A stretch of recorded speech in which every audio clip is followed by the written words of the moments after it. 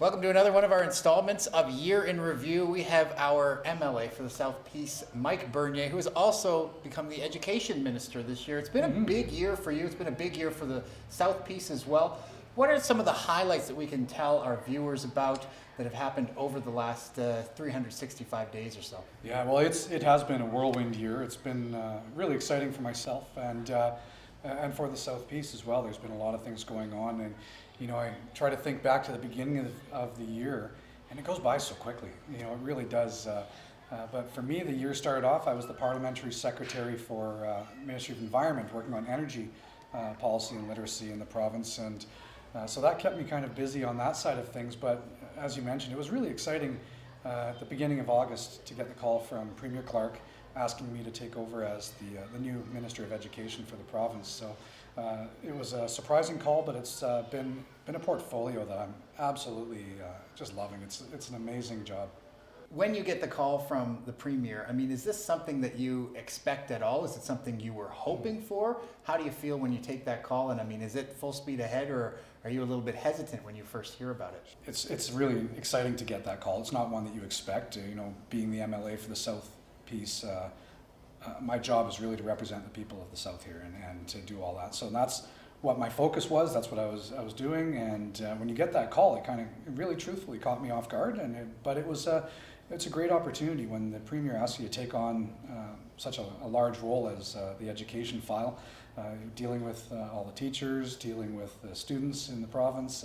It's really exciting. So it definitely, being a large portfolio, the first month, you can imagine all of the binders of things I have to read, all of the meetings I attend, trying to build those relationships with all our different stakeholders. So lots of meetings, but it's exciting, and I'm a couple of 4 months into it now, and starting to get my groove, I think, and really enjoying it. You've always been busy because being MLA isn't exactly the slowest moving job.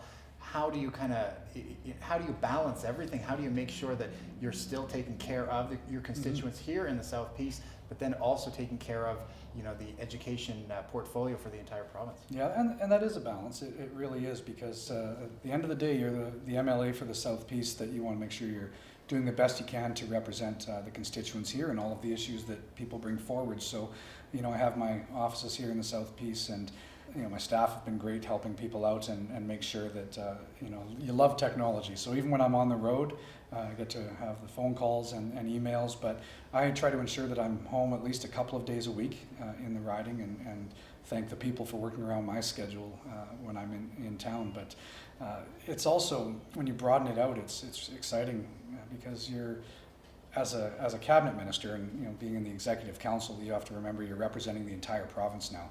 So trying to find that balance, knowing that when I make a decision, I have to be thinking of all 60 school districts, every part of the province as well.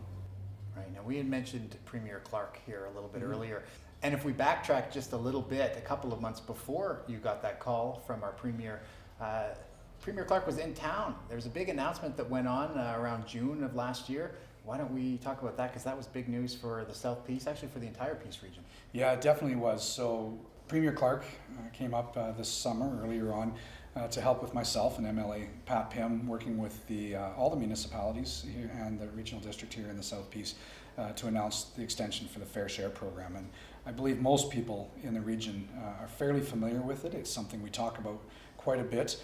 And it was one of the things that, for myself, and I know MLA Pym as well, that it was top of mind that we had to try to secure that longevity for Fair Share. When there was discussions of it ending in 2020, the Premier in 2013 during the election agreed to extending it to 2030 at that time. What was really exciting, working through the process and working with the Premier and the rest of my colleagues on this, was we actually announced an additional 5 years, so it's extended to 2035. Over $1 billion will be coming to this region between now and 2035. Something that hopefully most people can appreciate, that with all the activity that's happening around the area, with the stresses that it puts on local governments, for the provincial government to come forward now and to, with them, sign this deal is, I think, really important, mostly to the citizens of the area. Definitely. Right before that had taken place, there was some real concern. There was a lot of grumblings throughout the piece that people were thinking that fair share was, it didn't need to be renegotiated. How does it feel to come back and say, you know what, we have renegotiated fair share, and it's even better than what people had expected before? It's going longer, there's more money that's coming to the region. How did that feel to be the MLA who kind of, got to pen that?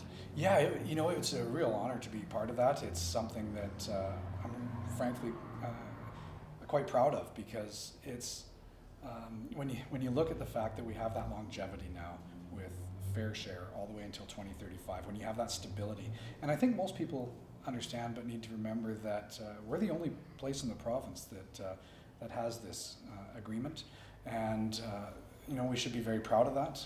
Local governments did a lot of work as well behind the scenes, making sure that they have those discussions and that relationship with the provincial government. So need to thank all of the mayors, councils, and other elected officials in the regional district as well. So after a great 2015, I mean, we're looking ahead to the next year. What are your thoughts on 2016? How do we make 2016 even better or even more exciting? Or how does it live up to 2015 here in the piece? Yeah, well, 2015, was an amazing year, hopefully for a lot of people. I know there was some stresses in the area, unfortunately, with a little bit of a downturn. So we don't want to downplay that at all as well. So I just want to wish everybody the very best. We're going into Christmas and New Year's, so I want to thank everybody in the South Peace for giving me the honor of representing them, and I wish everybody a great 2016. I'm going to do the best I can to make it great for everyone. Well, it's great. Thanks, Mike. I really appreciate that, coming in here to talk to us and tell us all about 2015 here in the Peace region. Who better than, our MLA here for the South Peace. For Mike Bernier, I'm Jeremy Keefe. Thanks a lot for watching.